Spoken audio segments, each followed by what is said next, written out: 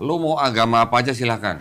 Mau Konghucu, mau Buddha, mau Katolik, mau Protestan silahkan, asal jangan Islam. Itu masih ada yang begitu. Ya. Ya, alhamdulillah keluarga saya bukan yang begitu. Nah, jadi ketika saya memeluk Islam dan alhamdulillahnya saya juga sudah mandiri, tidak tergantung pada keluarga saya, ya yang nggak ada yang protes. Cuman ada satu. Warahmatullahi wabarakatuh. Waalaikumsalam warahmatullahi wabarakatuh. Selamat sore sahabat muslim beriman. Berjumpa lagi di konten-konten yang penuh nuansa dakwah ini dan penuh berkualitas tentang Islam. Untuk sore saat ini kita sedang ditemani oleh sosok tokoh yang sedang menginspirasi beberapa mualaf di Indonesia, yaitu Koh Donditan. Oke. Bagaimana kabarnya Koh Donditan? Alhamdulillah. Sehat ya? Ya. Bagaimana aktivitas selama ini? Alhamdulillah sibuk. Sibuk terus ya, Masya Allah. Ya. Kan alhamdulillah kalau sibuk juga. Sahabat muslim beriman, inilah sosok tokoh yang selalu menginspirasi tokoh orang-orang mu'alaf yang ada di Indonesia. Maka dari itu kita akan beberkan bagaimana sih perjuangannya Koh Donditan itu. Dan untuk mengawali pertanyaan sore hari ini, Koh, apa sih yang menjadikan inspirasi Koh Dandi itu bisa masuk Islam? Yang melatar belakangi itu apa? Gitu loh. Yang melatar belakangi saya memeluk Islam. Iya.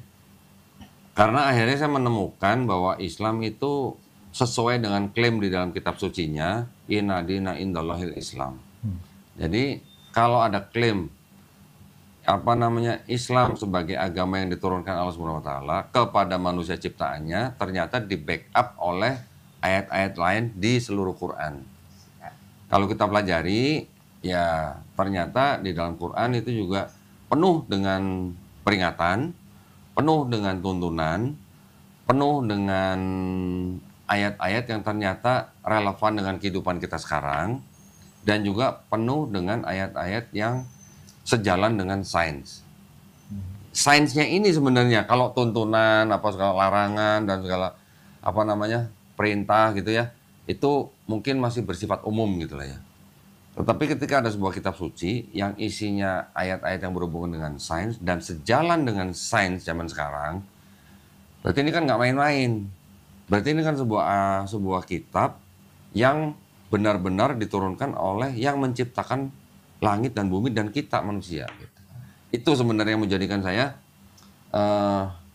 percaya bahwa ini kitab benar-benar nih yang turun dari yang menciptakan kita. Iya. Kemudian yang paling bisa saya terima di dalam Islam itu tidak ada rasis, tidak ada diskriminasi. Jadi nggak peduli orang itu mau sipit, mau belok, mau keriting, mau rambut lurus, mau kuning, mau merah kulitnya. Itu semuanya di hadapan Allah Subhanahu wa taala itu sama semua. Yang membedakan apa? Takwanya. Ya. Itu yang paling saya bisa terima di dalam Islam. Berarti Islam adalah agama untuk semua jenis atau semua jenis suku dan ras manusia. Rahmatan lil alamin. Artinya Islam itu memang agama untuk manusia gitu. Semua ya maksudnya, bukan manusia tertentu, bukan bangsa tertentu, bukan suku dan ras tertentu gitu. Oke. Ya, kalau misalnya berbicara tentang historisnya tadi, ada timbul pertanyaan kok. Bagaimana sih respon keluarga Kokoh atau orang-orang terdekat Kokoh setelah Kokoh memeluk agama Islam? Dan setujukah Kokoh tadi banyak yang dikatakan rasis dan sebagainya ketika ada oknum-oknum yang menyalahgunakan agama Islam itu sendiri? Alhamdulillah keluarga saya bukan keluarga yang bagaimana ya, boleh orang beragama lain enggak. Alhamdulillah ya, walaupun di dalam keluarga besar saya masih ada stigma yang negatif terhadap Islam, masih ada, walaupun enggak semua. Tetapi keluarga besar saya bukan termasuk yang melarang orang untuk beragama Islam. Mungkin ada keluarga-keluarga, saya kan dari keturunan Tionghoa nih. Mungkin masih ada keluarga-keluarga dari keturunan Tionghoa yang lain yang punya prinsip begini terhadap anggota keluarganya. Lu mau agama apa aja silahkan. Mau Konghucu, mau Buddha, mau Katolik, mau Protestan silahkan, asal jangan Islam. Itu masih ada yang begitu. Ya, alhamdulillah keluarga saya bukan yang begitu. Nah, jadi ketika saya memeluk Islam dan alhamdulillahnya saya juga sudah mandiri, tidak tergantung pada keluarga saya, ya nggak ada yang protes. Cuman ada satu dari keluarga saya yang nanya. Dan itu pun sifatnya nanya ya, bukan melarang ya. Yang nanya waktu itu cuman kakak perempuan saya. Ya. Bahasa kakak adik nih ya. Lu ngapain masuk Islam gitu. Saya jawabnya apa? Gua mau nyembah Yesus, gua mau ngikut Yesus gitu. Loh, kan selama ini kita udah ngikut Yesus. Enggak, selama ini kita ngikut Paulus. Ya. Saya kasih ayat-ayat beberapa. Dia nggak bisa jawab, ya udahlah masing-masing gitu. Ya sudah. Udah cuman itu doang, sampai segitu doang. Ya alhamdulillah, jadi artinya tidak ada penolakan yang besar dari keluarga besar. Gitu. Oke. Tadi pertanyaan kedua apa tadi? Yang apa ada oknum ketika menyalahgunakan tentang agama Islam itu Oknum sendiri. dari Setuju nggak gitu? Kan oknum. banyak teroris dan sebagainya katanya tadi Koko di awal telah menyebutkan Islam itu tidak rasis dan sebagainya. Tetapi di tengah perjalanan sebuah perjalanan dakwah itu pasti ada namanya oknum. Ya. Ya. Setujukah begitu? Gini, di setiap agama itu selalu ada yang namanya kambing hitam. Ya. Di semua agama, sebutin aja mau agama apa, ada. Dan yang jelas kelompok-kelompok yang seperti itu adalah kelompok-kelompok yang sangat kecil ya dibandingkan dengan keseluruhan umatnya. Contoh misalnya, kalau misalnya ada kelompok yang dianggap sebagai teroris di dalam Islam, berapa persen dari seluruh Islam? Paling cuma 0,000 sekian persen gitu lah ya. Betul. Dan ketika kita sudah mempelajari Quran, ternyata kita bisa memahami bahwa orang-orang yang melakukan tindakan-tindakan yang dianggap teroris itu ternyata orang-orang yang memahami ayat Quran di luar konteks. Nah, jadi ketika kita mempelajari sebuah ajaran, mempelajari sebuah kitab suci, jangan lepas dari konteks. Kalau lepas dari konteks bisa menimbulkan tindakan-tindakan yang dianggap teroris itu. Oke. Ya. Siap. Sahabat Muslim beriman, inilah sedikit kisah tentang Kodandi Tan yang telah menelusuri perjalanan dakwahnya dari sebelum non-Muslim dan berpindah agama sebagai seorang Muslim. Lagi toh, kalau melihat sejarah historinya, ini kan banyak pertanyaan-pertanyaan nih. Contoh misalnya tadi Koko menjelaskan tentang dalil-dalilnya mengikuti seorang Yesus gitu ya. Jadi bisa nggak perlihatkan adakah dalil atau ayat-ayat sebelumnya masuk Islam itu yang mengutarakan tentang mengutarakan keaslian Islam itu apa? Ada mungkin di ayat apa? Maksudnya dari Quran atau dari Bible? Dari Bible. Dari Bible. Oke. Sekarang biasanya nih ya, ini yang biasanya, yang kebanyakan terjadi adalah penganut Kristen atau Katolik dan Protestan itu rata-rata memegang Bible-nya hanya dibaca ketika dia di gereja. Oke. Dan itu pun dibacain sama pendetanya. Betul nggak, Jay? Tuh ngaku tuh. Oke, siap. Ya kan? Nah, kebanyakan orang Kristen pun juga tidak paham bagaimana sejarahnya tersusunnya kitab mereka. Ya. Ketika kita mempelajari sebuah kitab suci, tentunya kan kita harus tahu dari mana kitab itu tersusun atau bagaimana kitab itu tersusun. Ya. Setelah kita pelajarin, ternyata apa yang saya pelajarin ya, ternyata 2/3 atau bisa dikatakan 2/3 atau 3/4 dari kitab saya pada waktu itu, ternyata yang 2/3 atau 3/4 itu bukan asli kitabnya orang Kristen. Nah, dari mana? Ternyata kitabnya orang Yahudi. Sama nggak orang Yahudi sama Kristen? Beda. Ya. Jadi ternyata ketika kita bisa mengetahui 2/3-nya kitab kita ternyata kitab orang lain, berarti kan ada sesuatu yang harus kita bandingkan. Betul. Oke. Apa yang dibandingkan? Pasti konsep ketuhanannya, konsep keselamatannya. Ya. Kalau konsep ibadah, oke lah, memang agama yang berbeda, pasti berbeda ibadahnya. Tetapi dari konsep ketuhanan dan konsep keselamatan, kita harusnya bisa berpikir, ini sama nggak dengan kitab yang dari Kristen itu sendiri? Kitabnya Kristen sendiri disebut Perjanjian Baru. Kitabnya orang Yahudi sama Kristen disebut Perjanjian Lama, betul kan? Tetapi ternyata kalau kita bandingkan antara Perjanjian Lama dan Perjanjian Baru, konsep ketuhanannya ada perbedaan. Konsep keselamatannya juga ada perbedaan. Oke. Yang dianggap sama Kristen Perjanjian Lama itu sudah dibatalkan. Ya. dibatalkan dengan matinya Yesus di atas kayu salib. Itu menurut tokoh yang namanya Paulus. Ya. Nah, Paulus itu kalau kita baca secara global konteksnya, ternyata Paulus mengajarkan sesuatu yang tidak pernah diajarkan oleh Yesus. Gitu. Sedangkan Kristen kan pusat profilnya adalah Yesus. Ya. Kristen kan menganggap bahwa mereka pengikut Yesus, gitu kan? Tapi ternyata sebenarnya yang dilakukan oleh Kristen, yang dipercaya oleh Kristen itu sebenarnya adalah yang ajaran Paulusnya. Nah, ajaran Paulus sama ajaran Yesus di dalam satu kitab yang sama itu sama nggak gitu? Ya. Ternyata berbeda. Berbeda ya. Ya. Oke. Ini sebagai edukasi nih ya. Ya. Di dalam Perjanjian Lama yang kitabnya orang Yahudi itu, yang dipakai sama Kristen ini, konsep ketuhanannya ternyata tauhid. Saya berani ngomong nih, tauhid nih, karena saya udah baca nih ya. Siap. Orang Kristen pun yang baca silakan bantah omongan saya. Orang Yahudi tauhid. Tauhidnya seperti apa? Ada sebuah ayat di Bilangan 23 ayat 19. Tuhan bukanlah manusia. Ya. Tuhan bukanlah anak manusia. Ya. Ada lagi ayat nanti di Ulangan 6 ayat 4. Dengarlah hai bangsa Israel, Tuhan Allah kita, Tuhan itu Esa. Ya. Shema Israel, Adonai Eloheinu, Adonai Ehad. Ada kata Ehad tuh di belakang. Yes. Kita mungkin setiap hari baca ya, Qul huwallahu ahad ya. Ahad. Ya. Ada Ahad, ada Ehad, sama, maknanya sama. Ya. Esa gitu. Terus juga ada, tadi yang sebelumnya saya bacain, Tuhan bukanlah manusia, Tuhan bukanlah anak manusia. Kita juga sering baca, lam yalid walam yulad. Baik. Berarti Tuhan tidak diperanakan, Tuhan tidak memperanakan. Betul. Mirip nggak dengan Islam? Mirip. Mirip. Jadi artinya kalau begitu, tauhid nggak? Tauhid. Tauhid. Ya.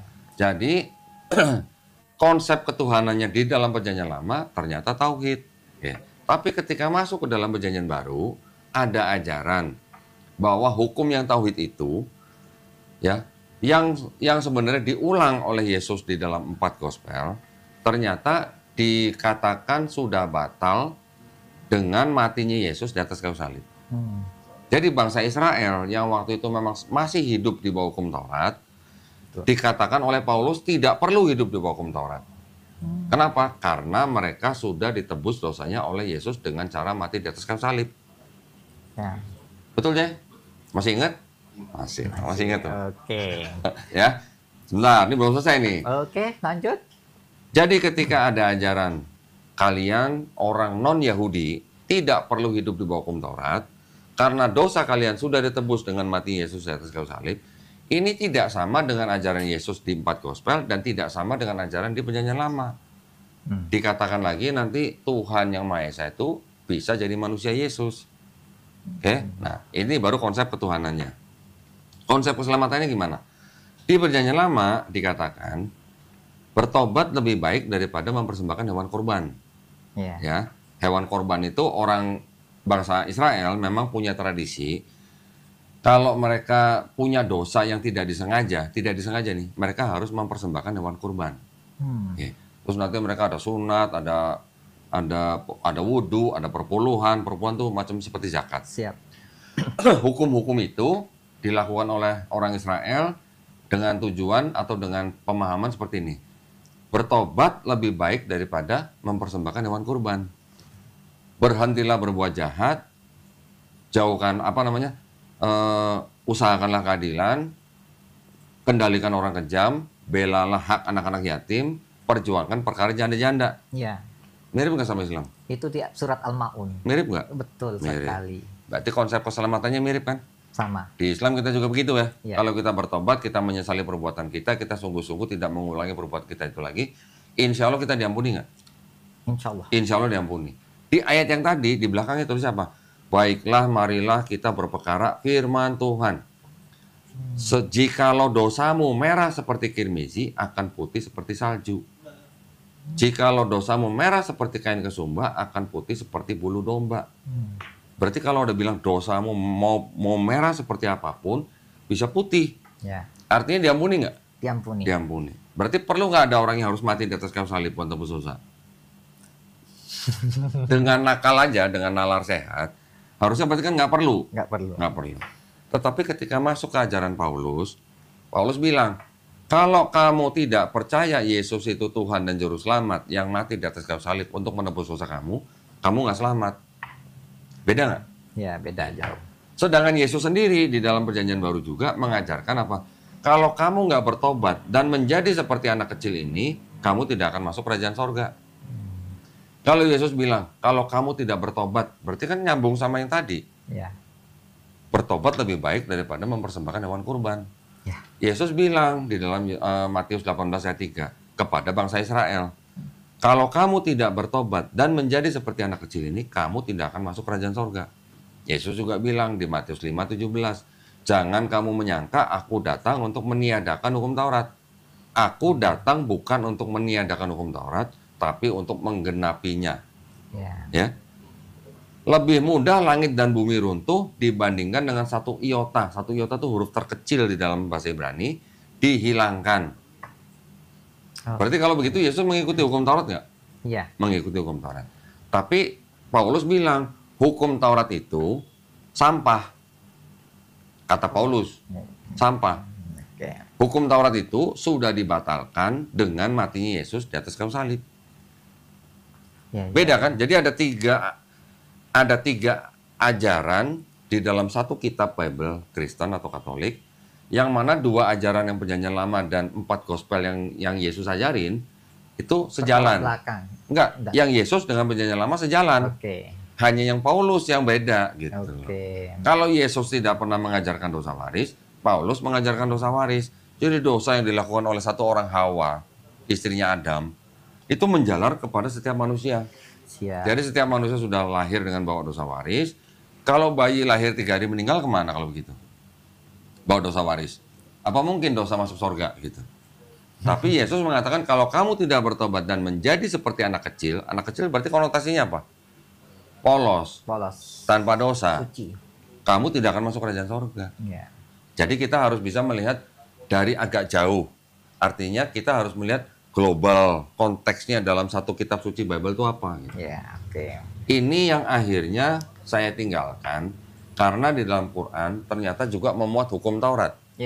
Di dalam Quran juga memuat hukum Injil.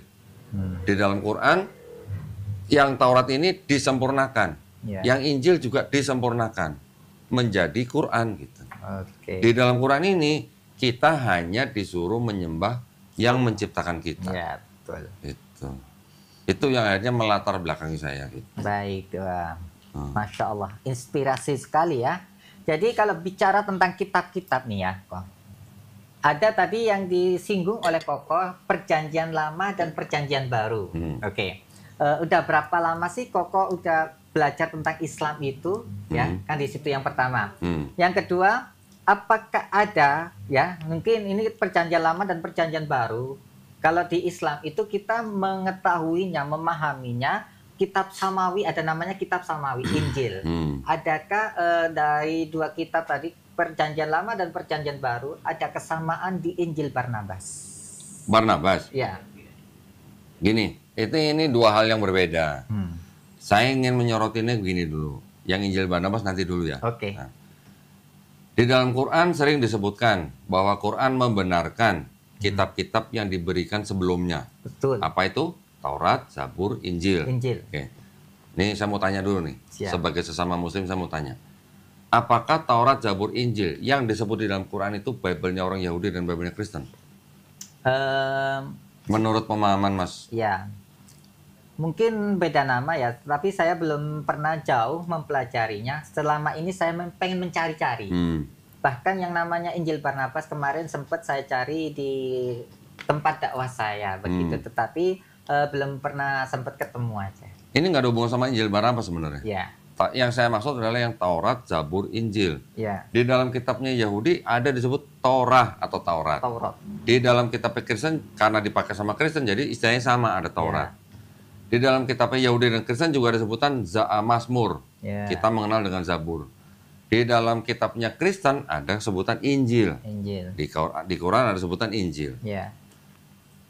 Saya kembali lagi tadi ke pertanyaan saya, apakah yang disebut Taurat, Zabur, Injil dalam Quran itu kitabnya orang Yahudi dan kitabnya Kristen? Itu bukan Mas ternyata.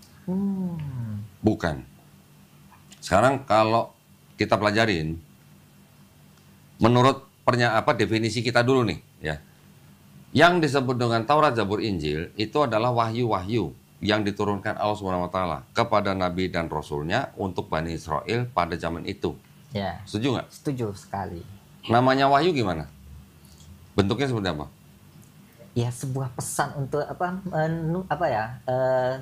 pesan untuk sebuah ketauhidan kepada Tuhan. Ya, pesan atau pengetahuan dari Allah Subhanahu wa taala Ya. kepada nabi dan rasulnya untuk disampaikan kepada umatnya, yaitu Betul. Bani Israel, ya kan?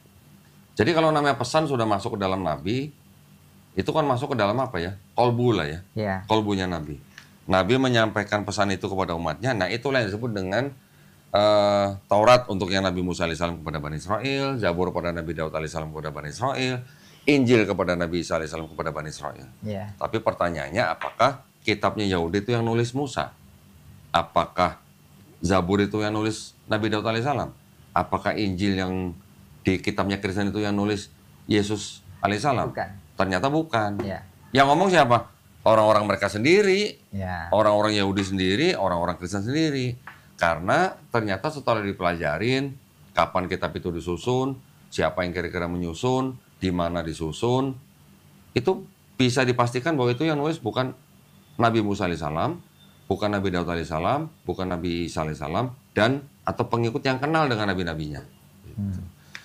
Kitabnya orang Yahudi yang disebut dengan orang Kristen disebut Perjanjian Lama, kalau istilah dalam Ibraninya atau menurut orang-orang Yahudi itu disebut dengan Tanakh. Tanakh itu adalah singkatan dari Torah atau Taurat, Nevi'im, kitab nabi-nabi, Ketuvim, tulisan-tulisan. Ya. Nah, ketiga kumpulan kitab ini dijadikan satu namanya kitab Tanakh. Ya. Kitab Tanakh ini disusun kira-kira tahun 450 sebelum Masehi. Ya. Ya. Nabi Musa alaihissalam hidupnya di abad berapa? Abad 15. Abad 15, 13 lah ya. Sebelum Masehi. Jaraknya 1000 tahun. Apa mungkin Nabi Musa yang menulis? Tidak mungkin. Nabi Daud alaihissalam hidupnya di abad ke-11, 10. Sebelum Masehi. Berarti juga nggak mungkin Nabi Daud yang menulis. Apakah yang nulis pengikut-pengikutnya? Bukan juga. Karena jaraknya udah terlalu jauh. Kitab Tanakh ini menurut juga dari kalangan mereka sendiri disusun setelah bangsa Israel dibuang ke Babilonia. Ya, pada waktu itu mereka dikuasai oleh Babilonia. Baru disusun kira-kira di tahun 450 sebelum Masehi. Nah, yang disebut dengan Injil dalam kitab Kristen itu juga ternyata menurut ahli-ahli Perjanjian Baru sendiri, itu bukunya ada semua di situ. Yang nulis juga bukan Yesus sendiri. Ya. Ternyata yang nulis siapa? Yang nulis adalah orang-orang yang tidak dikenal. Ya, orang-orang yang tidak pernah ketemu Yesus. Orang-orang yang tidak pernah jalan-jalan bareng Yesus. Ibaratnya orang-orang yang tidak pernah ngopi bareng Yesus gitu. Oke. Ya. Terus karena yang nulis bukan nabi atau pengikutnya, berarti kan tidak bisa dikatakan itu adalah Taurat, Zabur, Injil yang dimaksud Quran. Gitu loh. Ya. Kalau kita sering membaca ada kitab Taurat, kitab Zabur, kitab Injil, kata kitab itu sendiri belum tentu berarti buku, Mas. Ya. Kata kitab di dalam bahasa Arab juga artinya selain daripada wahyu yang dibukukan, juga bisa berarti hukum, ketetapan, perintah. Betul kan? Ya. Hukum, ketetapan, perintah yang diberikan Allah SWT kepada nabi-nabinya, melalui nabi-nabinya dan rasulnya untuk salah satu bangsa atau bani. Sampaikan. Gitu. Oke, Nah, baik. kalau bicara tentang yang tadi disebut Injil Barnabas, Injil Barnabas itu ada 3, Mas. Oke. Abad kedua namanya Epistle of Barnabas. Abad kelima namanya Acts of Barnabas. Abad 16 baru namanya Gospel of Barnabas. Oke. Wah, langsung dibuka ya, pemirsa. Sahabat Muslim beriman, inilah bacaan-bacaan orang berkualitas seperti ini, ya. Nah, ini yang abad kedua, Epistle of Barnabas. Nah, ini dia bukunya ya. Ya, yang abad kelima saya nggak punya, tapi saya punya soft copy-nya, namanya Acts of Barnabas.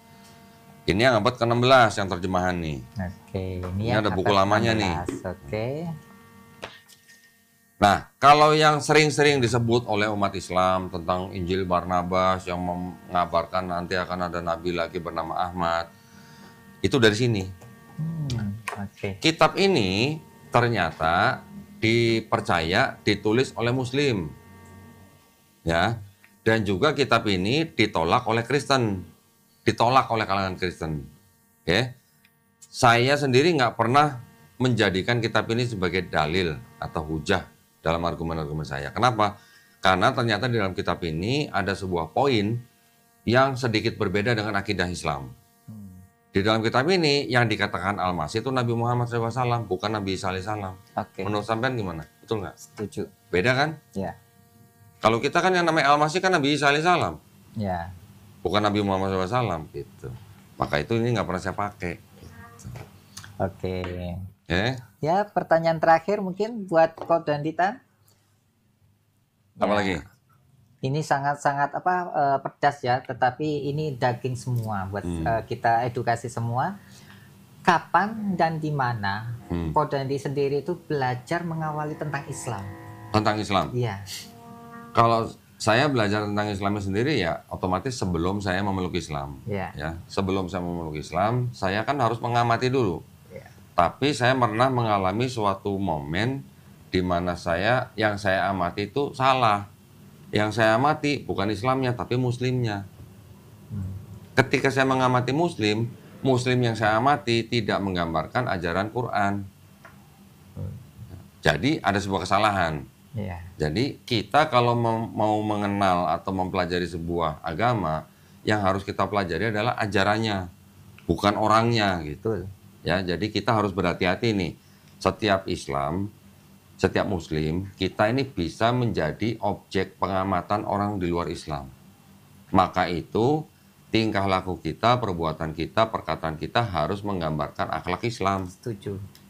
Supaya apa? Supaya jangan sampai kita menjadi contoh yang buruk ya buat orang di luar Islam yang sedang mengamati Islam. Nah, ketika saya tahu bahwa itu salah, baru saya mulai mempelajari ajarannya. Waktu itu yang tadi saya bilang di awal bahwa yang sangat bisa saya terima dari Islam adalah karena di dalam Islam tidak ada rasis dan tidak ada diskriminasi. Iya. Contoh paling gampang kalau kita lihat ke masjid lah, ya, yang paling rajin datang dia pasti di soft depan, yang telat di soft belakangnya. Ya.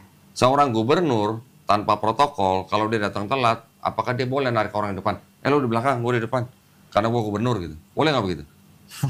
Nggak, tanpa protokol ya saya bilangnya. Tentu saja nggak bisa begitu kan. Siap. Mau gubernur kan, mau presiden kan nggak bisa begitu. Ya. Ketika dia datang terlambat ya udah dia di belakang. Itu artinya di dalam Islam kan tidak ada diskriminasi. Betul. Juga di dalam Islam yang saya paling bisa terima juga adalah khotbah daripada Nabi Muhammad SAW, khotbah akhir ya, sebelum beliau wafat ya. Dikatakan bahwa orang Arab tidak lebih baik daripada orang non-Arab. Orang non-Arab tidak lebih baik dari orang Arab. Ya. Jadi ibaratnya kita bisa katakan, baik itu orang itu misalnya Habib sekalipun, Habib tidak lebih baik daripada yang bukan Habib. Yang bukan Habib juga tidak lebih baik daripada Habib. Tapi yang lebih baik dari mereka apanya? Ya. Takwanya. Takwanya benar. Berarti yang dilihat sama Allah Subhanahu wa taala apa? Takwanya. Takwanya, Ya. bukan warna kulitnya, bukan matanya, bukan rambutnya, bukan rasnya gitu loh maksudnya. Nah, itu ya. Ya. Oke, berarti itu adalah sebuah ajaran yang menurut saya sangat-sangat universal. Ya. Tetapi yang meyakinkan saya bahwa Quran itu benar-benar firman Allah adalah ketika di dalam Quran ada kurang lebih 1000 ayat yang berbicara ada hubungannya dengan sains. Ternyata dari 1000 ayat itu 80% sudah terbukti benar secara sains zaman sekarang. Yang 20% belum terbukti benar tapi juga belum terbukti salah. Ya. Insya Allah dengan ilmu probabilitas, insya Allah akan terbukti benar. Entah 10 tahun lagi, entah 100 tahun lagi, bisa juga entah 1000 tahun lagi. Gitu. Ya, insya Allah. Nah, yang 80% yang sudah terbukti benar ini, bagaimana ceritanya? Seorang nabi yang ummi, kok bisa menceritakan ayat-ayat yang ternyata bisa dikonfirmasi oleh sains zaman sekarang? Iya, betul. Dari mana gitu? Wahyu. Apakah dari alien gitu? Enggak mungkin lah. Ya kan? Itu wahyu langsung dari Allah. Nah, yang mengetahui, contoh beginilah, sebuah pabrik TV menjual TV pasti akan menyertakan buku panduan, Ya. betul kan? Yang mengetahui TV itu jeroannya apa, cara bekerjanya bagaimana, di frekuensi berapa, di listrik apa voltase berapa, yang tahu siapa? Yang Pembuatnya. bikin kan. Ya. Begitu juga dengan Allah Subhanahu wa taala, karena Dia menciptakan langit, Dia menciptakan bumi, Dia menciptakan manusia, maka Dia yang tahu apa itu ada yang di dalam langit, apa yang di dalam bumi, ada apa dengan manusia. Yang tahu kan yang membuat. Iya. Ternyata di dalam Quran itu semuanya dijelaskan. Langit bagaimana, bumi bagaimana, manusia bagaimana, tercipta dari apa. Dari mana Nabi Muhammad SAW tahu hal seperti itu? Kalau bukan dari yang menciptakan langit, bumi, dan manusia. Iya. Tuh. Banyak sekali contohnya. Siap. Ya. Mungkin saya nggak usah ceritain di sini lah ya satu-satu ya. Siap, nanti. Oke. Baik, sahabat Muslim beriman, untuk menutupi mengakhiri acara podcast di sore hari ini kok mungkin ada sedikit pesan kesan di dalam perjuangan Islam, dakwah Islam. Bagaimana sih pesan kokoh terhadap seseorang sosok-sosok teman-teman yang sekarang berjuang berdakwah Islam di dalam lingkungan daerah yang setempat yang ada di Indonesia ini? Mungkin ada pesan gitu. Daerah terpencil, daerah yang rawan upaya pemurtadan? Daerahnya masing-masing yang sedang berdakwah, yang berjuang untuk dakwah Islam itu. Pasti ada kendala dan hambatannya itu. Iya, ya sekarang gini aja. Kita sekarang sudah hidup di zaman modern.